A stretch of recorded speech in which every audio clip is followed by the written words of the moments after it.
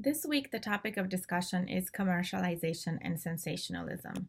The readings this week set you up nicely to think through issues of media ownership. This matters because of what we read and what we know about the world mostly comes from very few organizations that control that flow of information. Chapter 4 begins our conversation on who pays for journalism. The media market in the US developed as a commercial media. This is different than in many countries in the world which are focused on public sphere model. The media is owned by the government, not controlled, not necessarily in a controlling way, but owned by the government.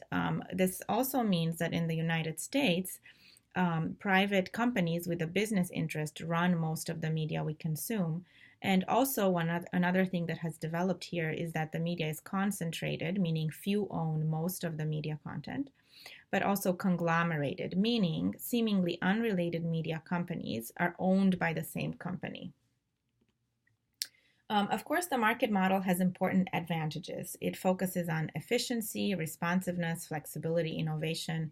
When there is a business model, a bottom line, how you run the business is paid more attention to and therefore improved all the time with much attention to every single detail. Companies like Gannett Corporation are a great example of this type of conglomeration.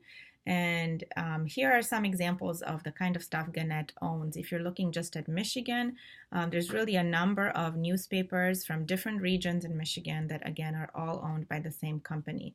But if you're looking also at a national level, there's USA Today, and then in all kinds of different states across the country, there's really so many different kinds of newspapers owned by Gannett.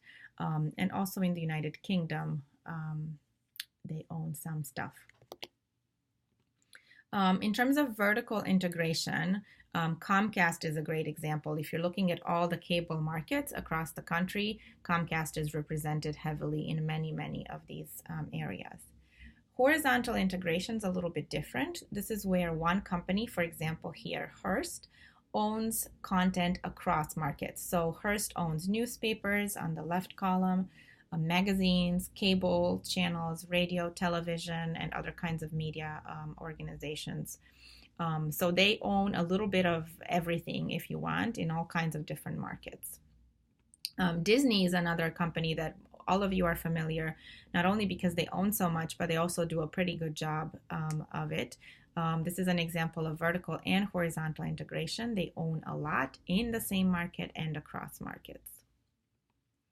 The public sphere model, different than the market model, really focuses a lot more on citizen desires, citizen needs. So they count on free-flowing public interest information. They invite citizen participation and also focus usually mostly on the diversity of ideas and voices to be represented in their content.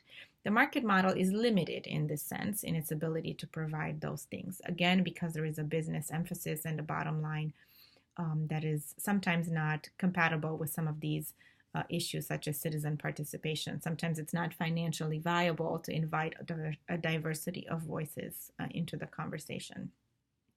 Yet the market model works okay. It does offer us wonderful entertainment, and it offers us a lot of different kinds of content that competes with itself so that there is usually a better and better product in terms of consumers.